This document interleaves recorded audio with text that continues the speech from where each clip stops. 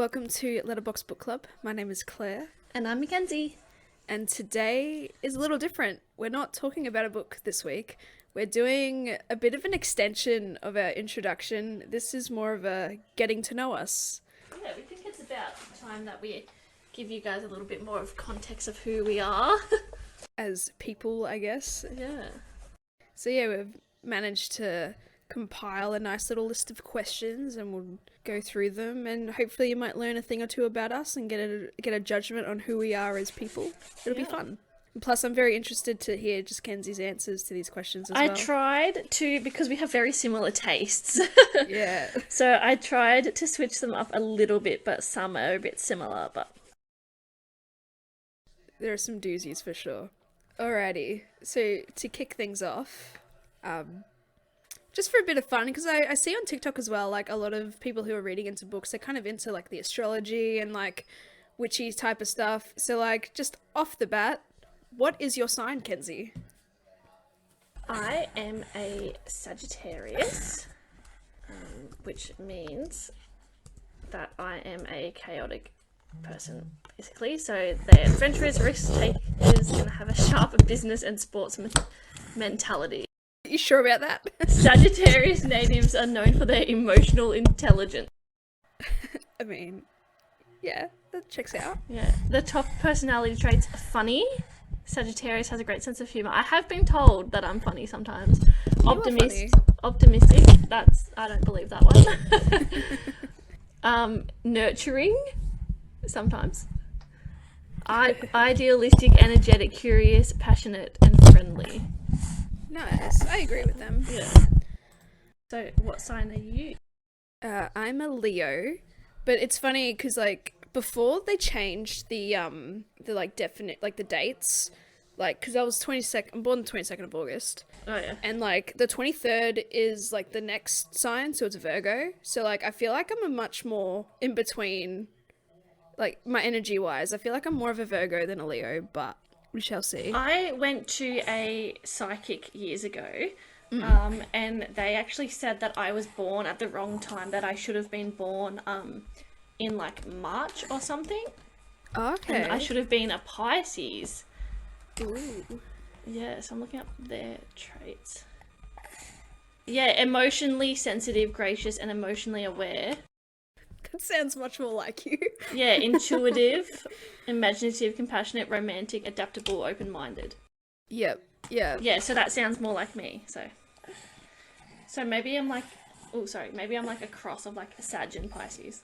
I feel like because my mum had a cesarean for all of us, and I think we're all inherently early. So like I was meant to be born in September, so yeah, they're Virgo, and then my brother, yeah, should have been born when I was born almost. Yeah. It's weird how that worked out, but yeah.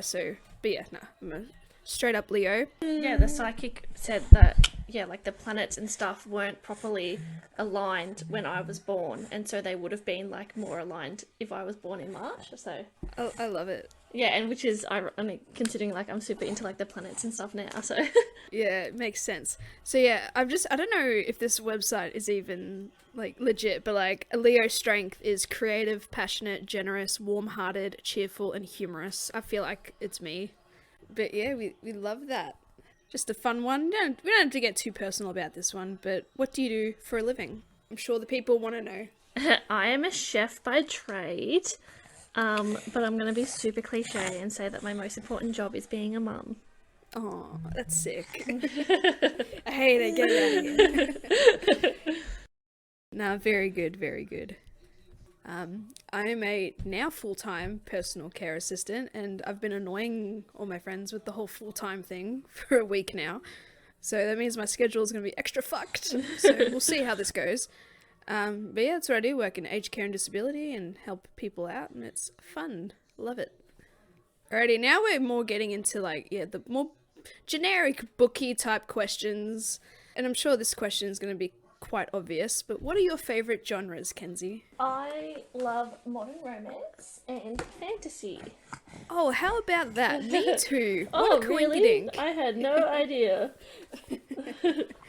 Yeah.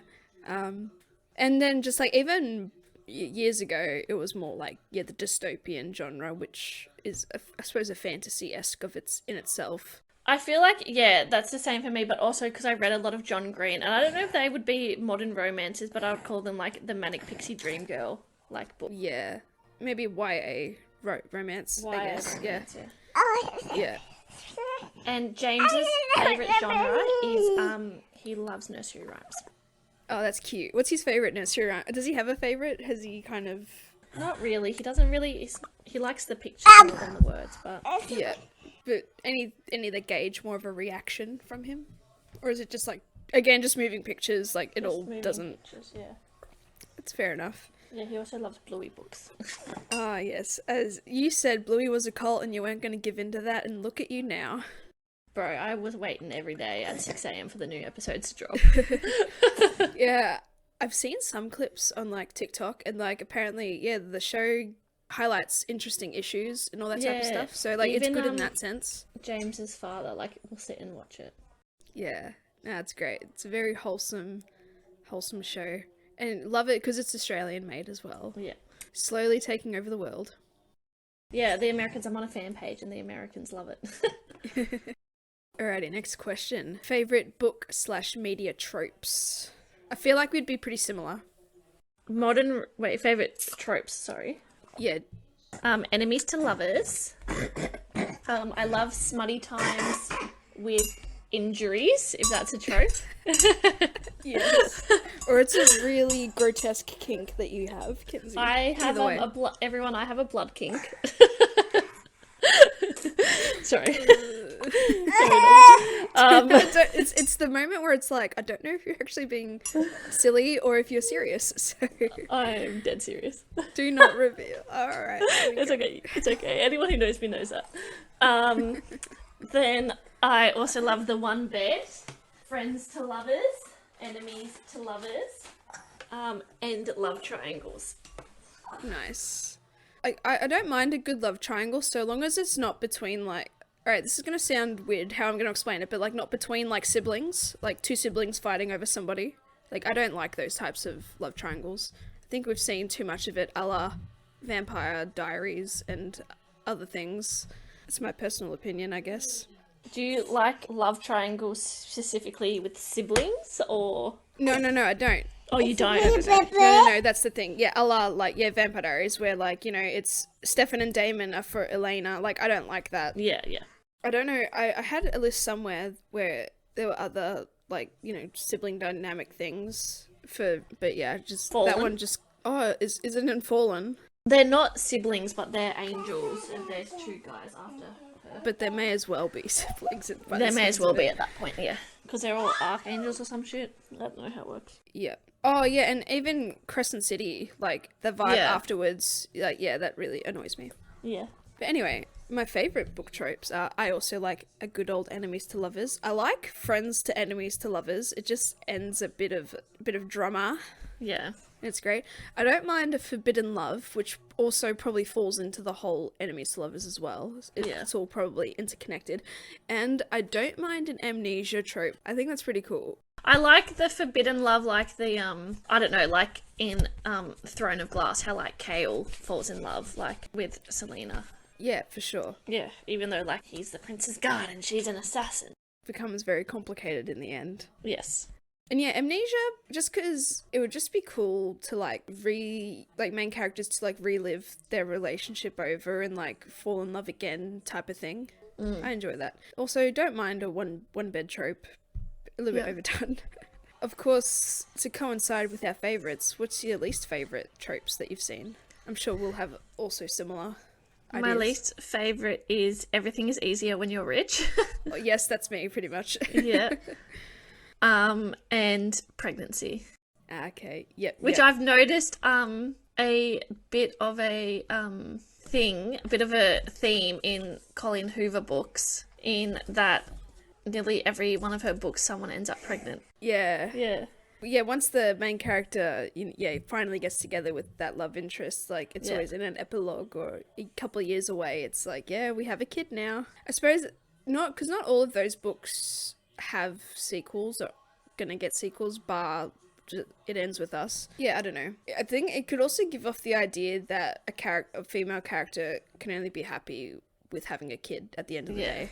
And also, like, I hate pregnancy, especially when they're rushed or whatever. Like, they've had, like within a year of, like, meeting their new romantic partner or whatever. Like, yeah. Like, not quite Akatar, but quite like Akatar as well. Yeah. It's like, when they're immortal, you have all the time in the world, but it's like, let's have a baby right now. And it's gonna kill you. Yeah. Alright, yeah, I'll go through mine real quick. Yeah, pregnancy, the billionaire or millionaire love interest, yeah, because they just pay for everything. There's no struggle. I like a bit of hustle. Yeah. What I just said, yeah, love triangle with, like, you know, between siblings and brothers, sisters types of things. Like, the main character picks one or the other. Yeah, don't like that at all. My least favourite trope is kind of like, not that we've encountered it much, but I'll give you an example of the vibe in a second. Yeah. But, like, the authoritative figure with, like, a subordinate. Oh, yeah. Like, even, I know it's not in the love hypothesis, but, like, the fact that he's a teacher and she's a student and they're just at the same school. Yeah, how do you feel then about... Well, once I revisit it, it'll refresh into my mind. It's probably not that great, but I feel like fantasy has a whole different set of rules. Yeah. And the way we look at things. Yeah. But in, like, the modern world, because there's a sense of realism, and it's like, well, but that's probably just me. But yeah, Dimitri and Rose. Yeah. She's technically, yeah. No, she's 17. You know what, I think it's, no, that's not where I was going, right? Just to be clear. I'm like, she's a student learning, or is she just being a bodyguard? But also the age gap would probably She's be a fucked. Student bodyguard. She's learning how to be a proper guard. Yeah, that's fucked. Don't like it, but the book series is great. It's popular, I know, apparently. it's so good. But yeah, those are my tropes. I'm just trying to think of any on the fly. But yeah, the billionaire one, it sucks. I quite liked reminders of him in the sense where Kenna was, like, trying to find jobs and doing all that, like the hustle. I don't mind the hustle. Yeah. Then there are other books where they just spend money willy-nilly, and it's like, how do you survive on that income? Yeah. Or it's like, even and when they're students as well, like... Yeah, it's like, how can you afford to go to all these places? Like, yeah. On your reading styles, are you a read in silence type, or do you need background noise, or... I prefer a bit of silence. I don't mind a bit of background noise if it's, like, quiet, but, I feel like I need to concentrate as well. But if I'm reading out in the lounge or in the dining room and I can hear a TV going, like, it's not going to bother me. But if I was in the lounge room and, you know, the TV's, like, blaring, I'll find it really hard and would probably be distracted.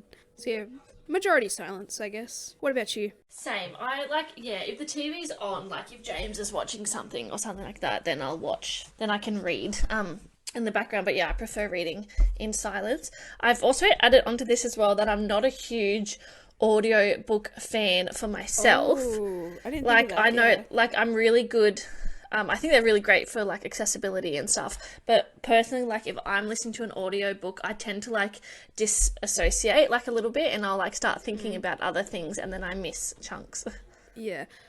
I've tried an audiobook, because I think on Spotify there are some audiobooks as well. So I tried, like, I say reading, but listening to the Mortal Engines, that book. Yeah. And, like, it was great.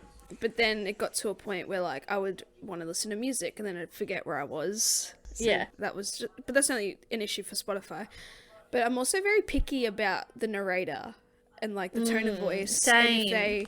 And if they say, kind of act out the characters and put on voices and stuff like that can kind of be off-putting for me, or maybe I just haven't given it a full chance. I, like, obviously, like, have a imagined voice for the characters in my head, and then if it doesn't match, I'm just like, oh no. And then also, like, I'd like to try some of those, like, graphic audio books.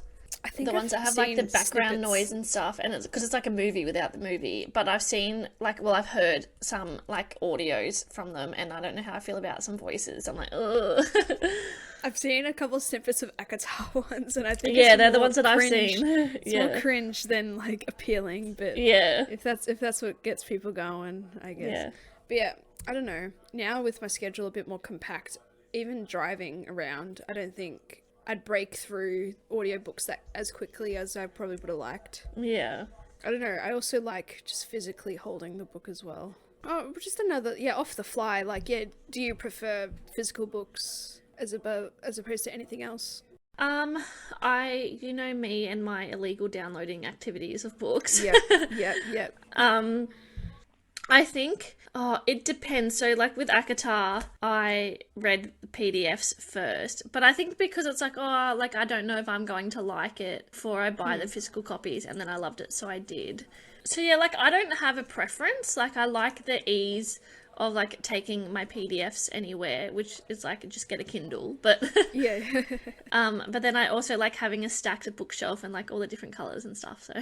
Yeah, and just like the pretty covers as well, and just aesthetically. Yeah, and I think pleasing. that's what started my I don't read blurbs thing, because I read a lot of like online versions of books, and so obviously like they don't have a blurb. So Yeah, I remember. Yeah, in high school with the House of Night series, I remember like one of our friends had like a file, like a huge file or a folder, and it's just all the House of Night books. yeah, and then also like the only thing again is like a negative, like when I was reading Akatar as the PDF versions, I got to Frost and Starlight, and I read it in like a couple of hours, and I was like, oh, is this it? Like it just ended. And I was like, oh, I've missed half the book or whatever. Like I didn't realize how short it was. Not that we condone illegally acquired books or PDFs, books, more so PDFs.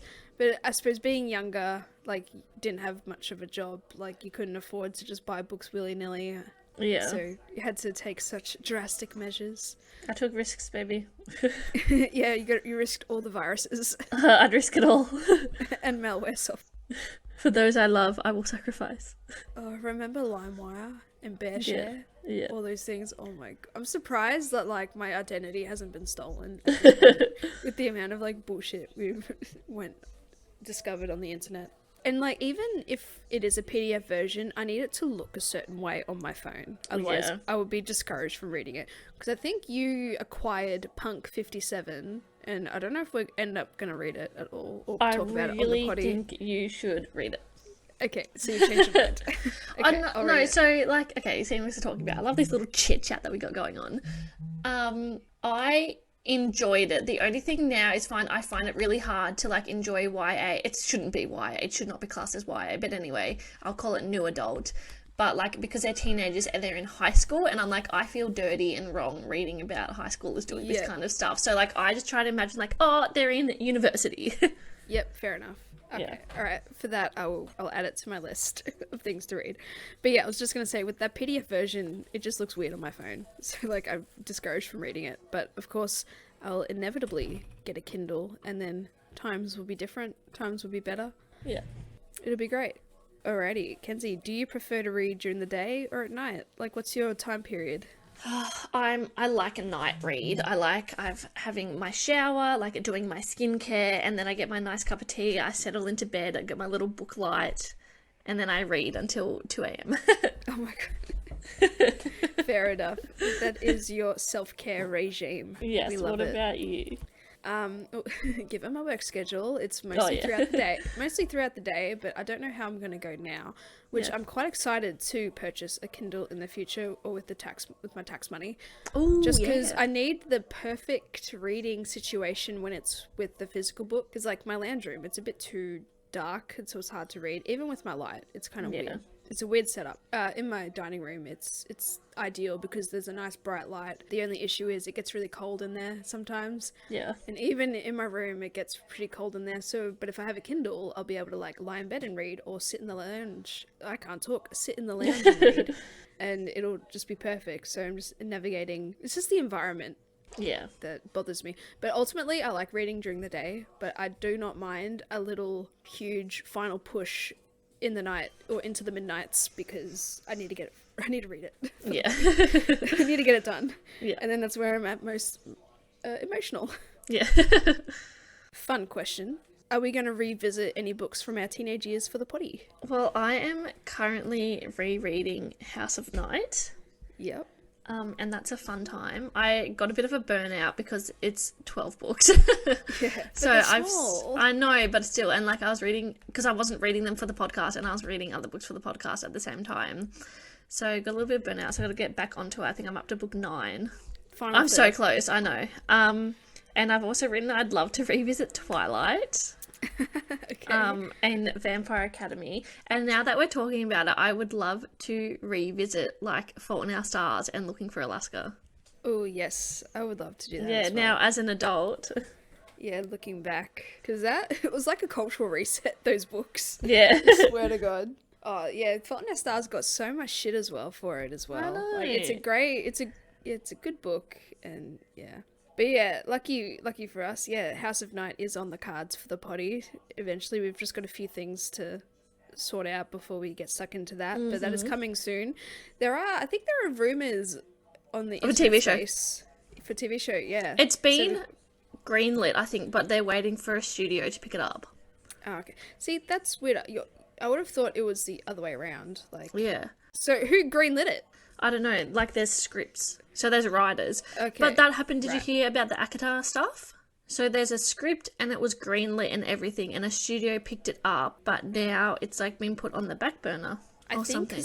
I think I see online as well that it's like pilot season for big Yeah. studios in America and stuff. So like, fair enough. Like nothing is probably set in stone yet because they're Yeah. gonna see what's being picked up and not for current TV shows. Yeah. Yeah.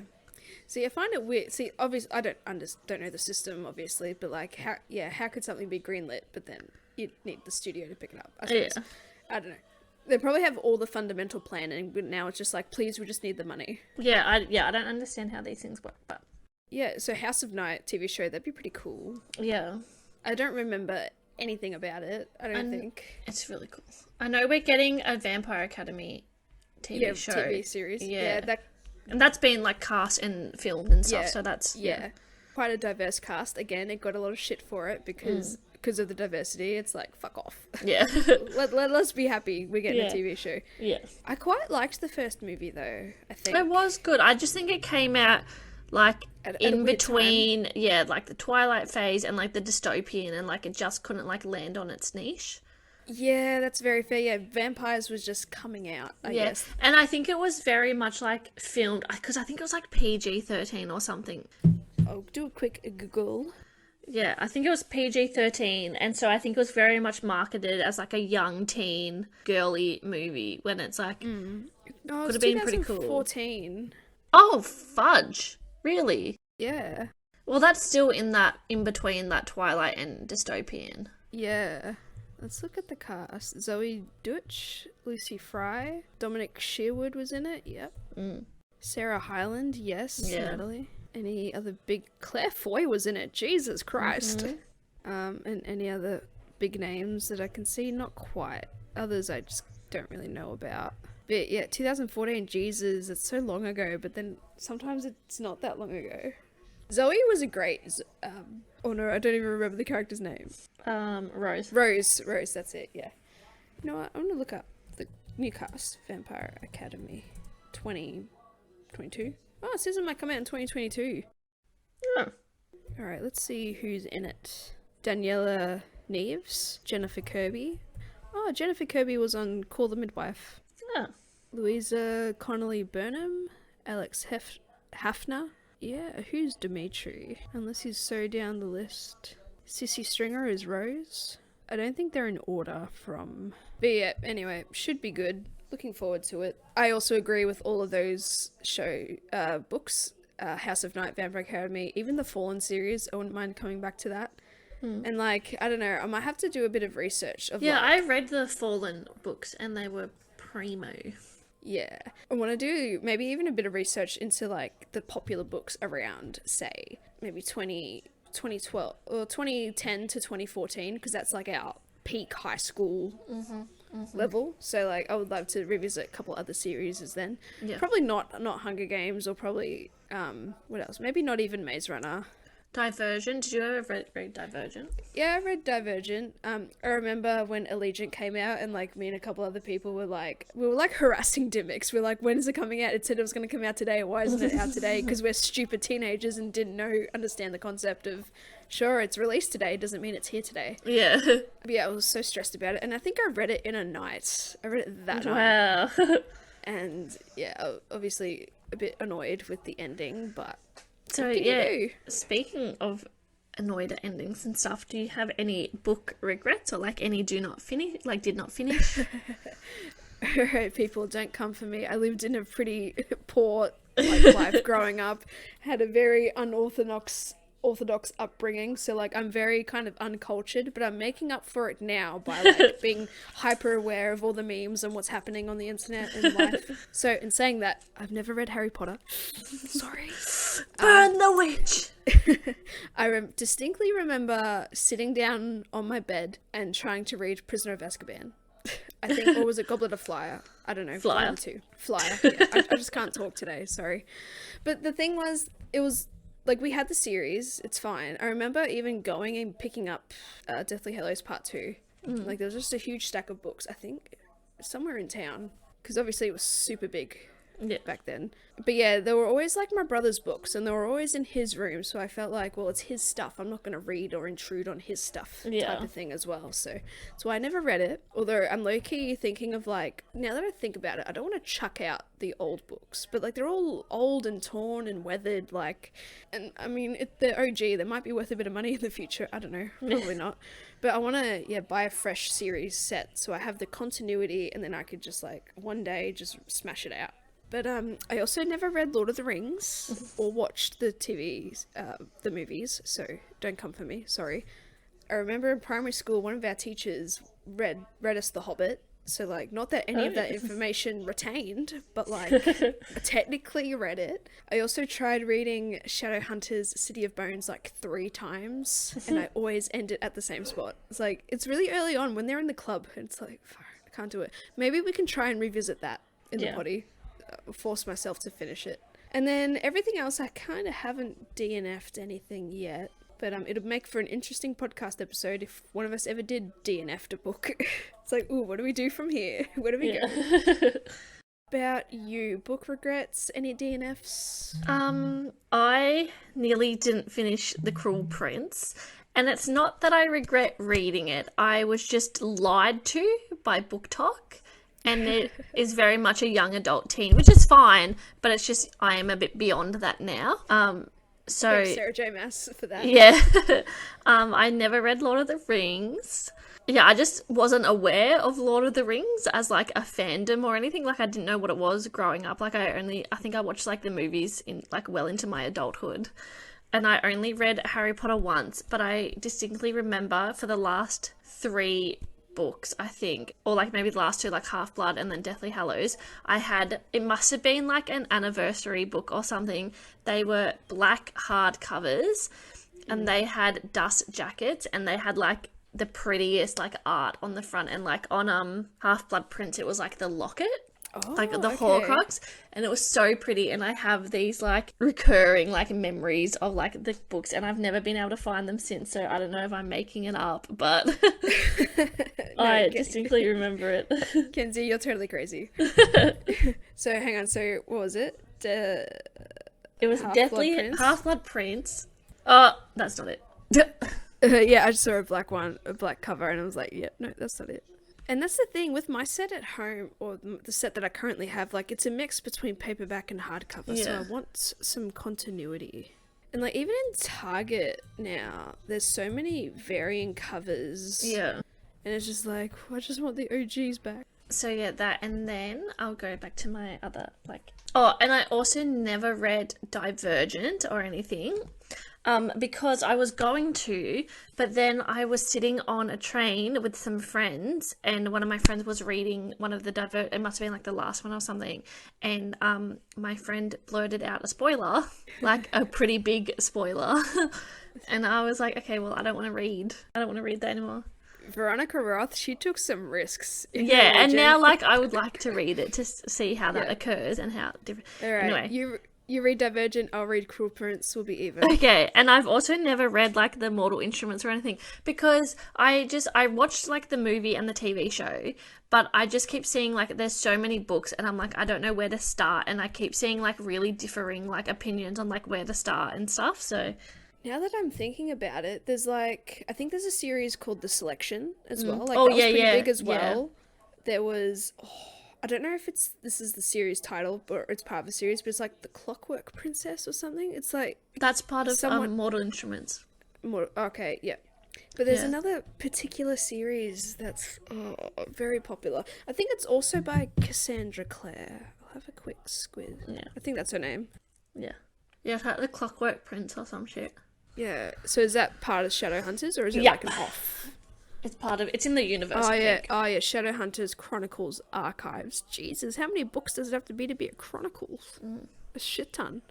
Yeah, Clockwork Angel, all that stuff. Because I've heard of The Selection, and I thought that was pretty good. But then it got to a point where like every popular book was like a strong female character, like saves the day, and it's like I'm a little bit over it. Yeah. But I wouldn't mind. She's trying to read different it. from other girls. Yes, yeah. I wouldn't mind having another go at Percy Jackson.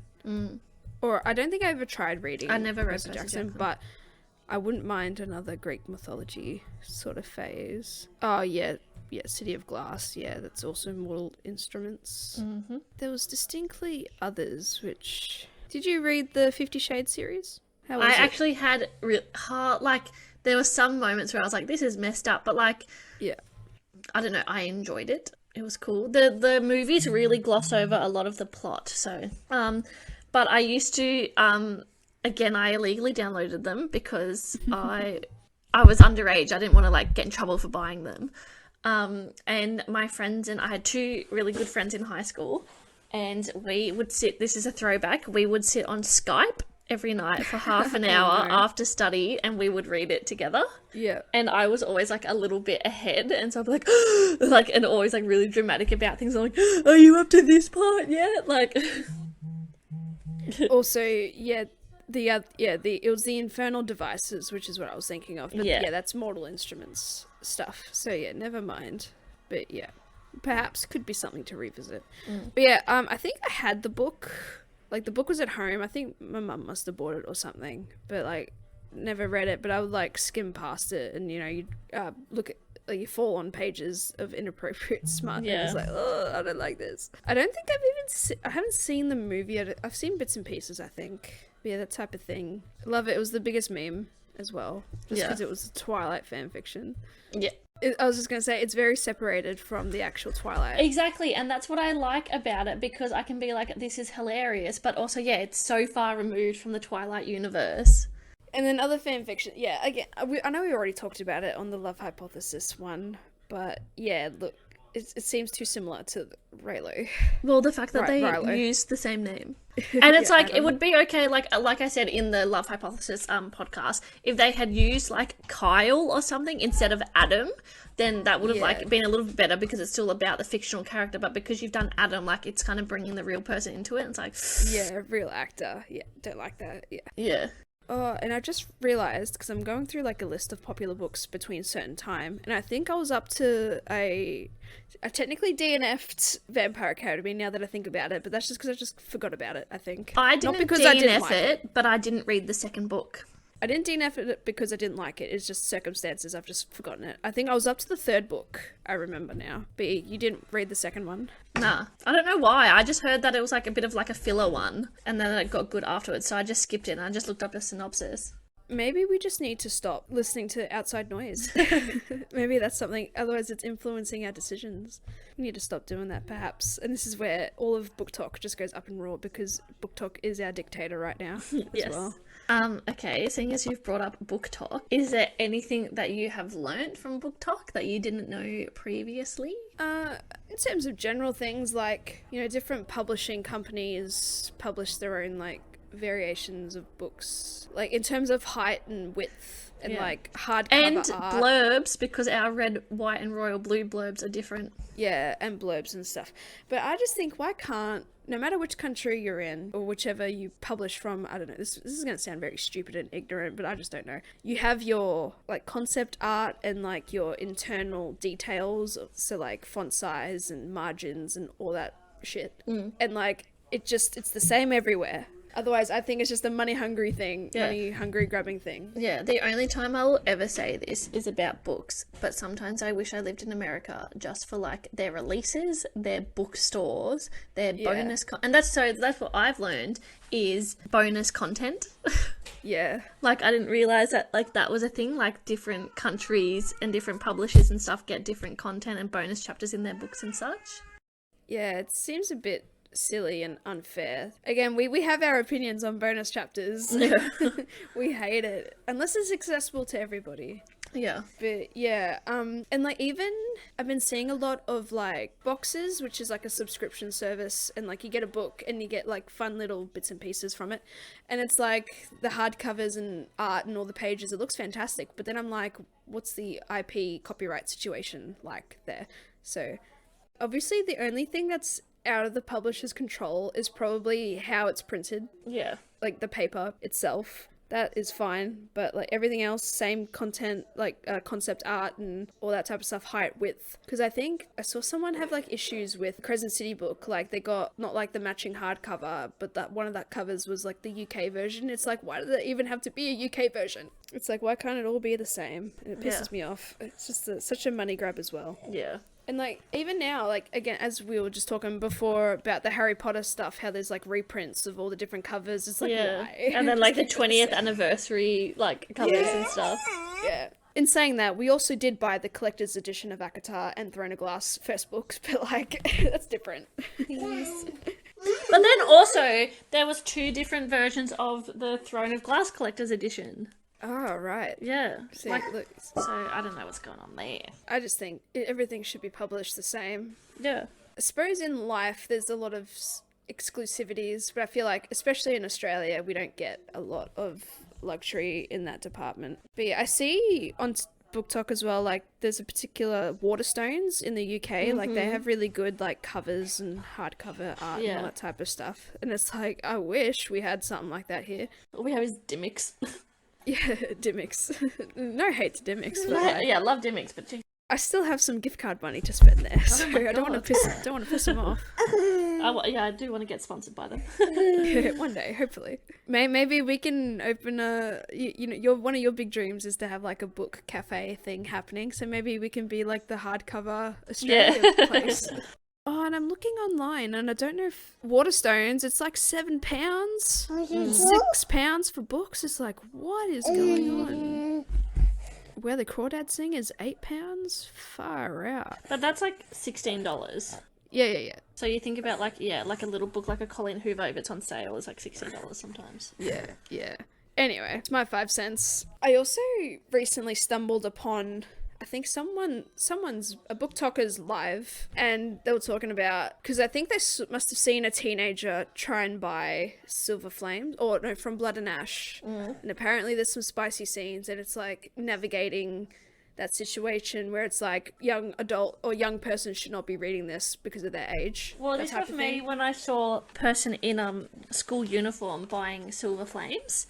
Yeah. And I was like, good on you, because it's a good book. But, like, sometimes I'm just like, oh, like, the content of this, like, it is very adult. Do there need to be, like, content warnings, like, on TV shows and stuff? Yeah. Like, M15, R?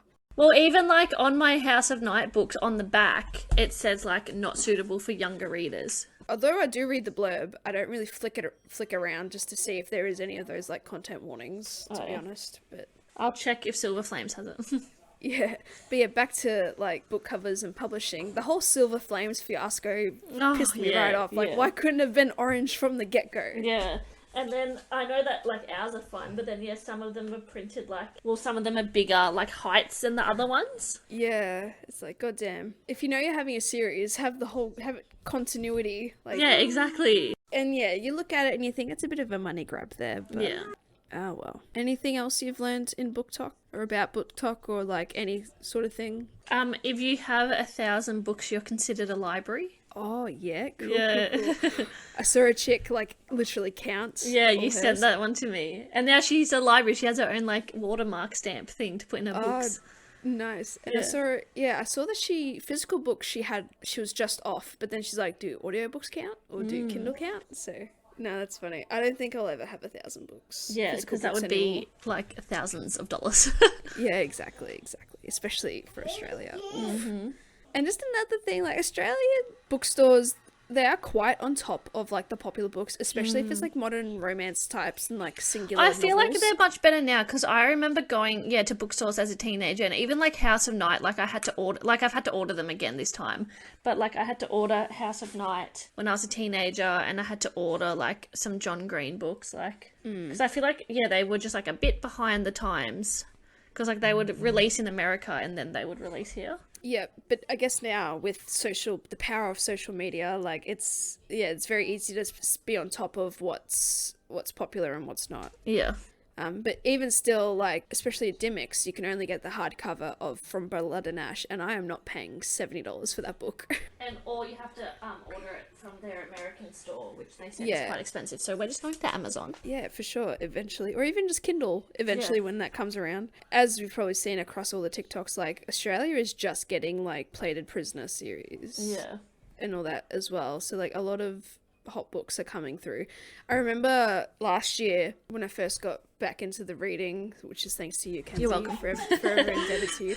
I remember one of the first books I ordered was like Dance of Thieves because I'd heard so much about it, and like I had to order that and wait like 3 weeks. But then now it's like in store, and I just picked up the second book today just so I can have it ready because I know I'm going to enjoy it. But yeah, it just shows you how far bookstores are coming along. And then I think Big W and Target are just kind of picking it up as well, also at a much more appropriate price. But I don't know if we have any other bookstores kind of in our area.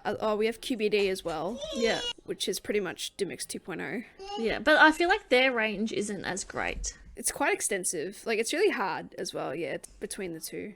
But yeah, also just another thing on Book Talk, there's a lot of shipping wars. Yes. especially in Akata, and it annoys me.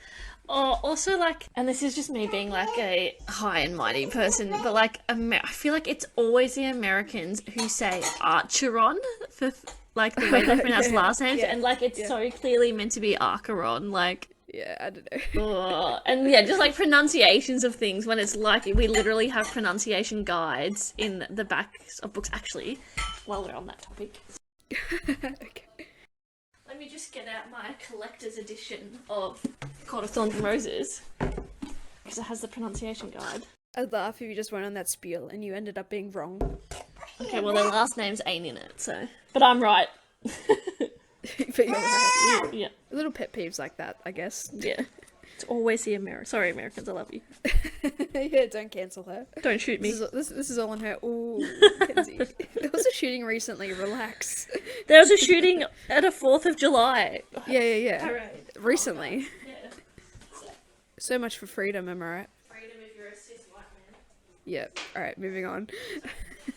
That's okay. That's okay, I'm keeping it.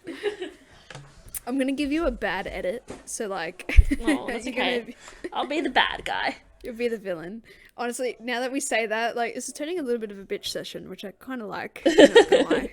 Get all our quarrels out there. But just a lot of shipping wars. Because I remember back in the day, like, especially in Hunger Games, I would think to myself, oh, I would like Finnick and Katniss to get together, and then that was it. Like, nothing came of it. I wasn't fighting in the trenches for their loved. But now it's very intense. And I feel sorry for authors who have that sort of pressure, because you don't want to alienate any particular side of the fandoms, but at the end of the day, whatever their intention is, like, they're gonna fulfill it one way or another.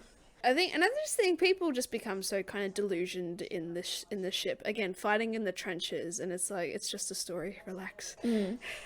Take a breath outside. Other than that, Book Talk's great. I like just scrolling through the content and hearing what people have to say and their opinions. It's great. Feels so like-minded. Alrighty. Probably the last question, unless we deviate and go on a tangent. Who are your favorite Book Talker creators / other podcasters / any influential peoples that you have come across? I don't really have any favorite book talkers, just because like I only come across Book Talk sometimes. I don't really spend a lot of time on Book Talk. And it's mainly just like people recommending books, and I'll just like it and move on. But my favourite content creators, well, apart from us, Well, I wouldn't really call us content creators. But okay. plug. Letterbox Book Club. I love A Book and a Bev because they're Aussie as well, and we love Aussie queens. Yeah, Aussies supporting Aussies. We Yes. love it. Yeah. Love their energy. But yeah, I have a few, because like, Kenzie, to change your mind, you just need to spend a couple of hours on the potty TikTok and you'll be right. Okay. You'll be indoctrinated. But yeah, I see a lot of these people on my regular TikTok and the potty TikTok. But so I'll go through a little list. Majority of these are Australian as well, which is pretty cool. Again, Aussies supporting Aussies, and just, I don't know, just how it came about. So the username is Imagine This Life With Me. She is a girl named Sophie, and she is more of a Feyre cosplayer. So like, you might see little scenarios and acting stuffs as well. So like, I like her stuff. It's great. Conversely, I like B Loves Books, which is B. She is a Bryce cosplayer, and I think from what I understand, her and Sophie live together. So like, it's a nice Bryce Feyre bonding type of thing. There's another Bryce cosplayer called KB Reading. I'd probably know these if I actually cared about their user. Well, not if I cared, so if I looked at their users. Like, I see them pop up a lot. Do you like A Book and a Bev? Oh yeah, and Sophie and B, they're also Australian, so Aussies supporting Aussies. Love that. Book and a Bev, love them. The Bibliovert podcast, which is an American book podcast, which is good because we're covering kind of similar books.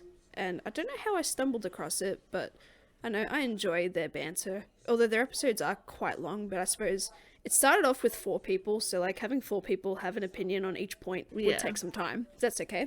I'm sure you'll be familiar with this guy, Kenzie, Jaden Cooley. He's the guy that sits in his car and he gets very excited I love about him. all the books. Yeah, he reads at the beach. I like all his recommendations. I liked it when he was reading ACOTAR, because we were just finishing ACOTAR as well. Yeah.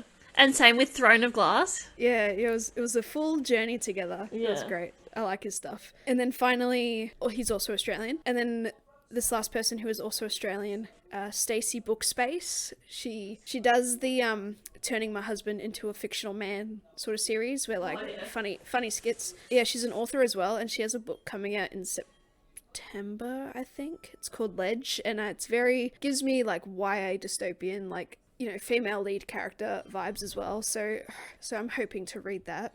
We could probably do it on the potty if that's okay with you, Kenzie. Perhaps once we get our hands on it. Every now and then I just see other cosplayers, not enough to really take notice. Sorry. But yeah, I do recognize ones that are very familiar or very consistent on my page. So they're it. I quite like it. Those are my book talkers for the time being. And then, yeah, like you, I get a lot of book recommendations or what's this person reading right now type of thing. And yeah, it's all good in the hood. Alrighty, well, that's all the questions that I had, and we've went on a couple of little tangents, which is alright. Yeah, I like the energy we've created in the studio today. Yes. Yeah, very nice. I don't know, nothing else to end? No, I think, I've said all I needed to in my tangents. Yeah, for sure. Alrighty, well, that's it. If you've lasted the entire episode, thanks for listening. Hope you learnt a thing or two about us. Yeah, hope you've enjoyed getting to know us a little bit more. And I think in the future, we're just hoping to have, like, topical conversations. More so just something different, because I know sometimes, like, you can get into a bit of a reading slump and you might fall behind your schedule, or technical difficulties may arise, so we might need some stuff on the back burner. Yeah, I think just to break up the content a little bit, just to... Yeah, for sure. So hopefully we'll pump out a few more of them. I know that, a lot of people aren't particularly as into fantasy as us. So in between, like the modern romance and the fantasy and stuff, like it's good to pad it a little bit with other content. Yeah, cleanse the palate as well, in a way. Yes. So yeah, keep an ear out for those types of things as well in the future. And yeah, I guess that's it. Be sure to check out next week's book. We'll be talking about You've Reached Sam. I hear it's a heartbreaking one. I sobbed for hours. I'm holding on to the hope. I want a good cry. This better. It is. It's again like it's very much YA, but it hurts. Yeah, it hurts a lot. I look forward to it. Alrighty, thanks for listening. Catch yous next time. See ya on the flip flop, everyone. Bye. Bye.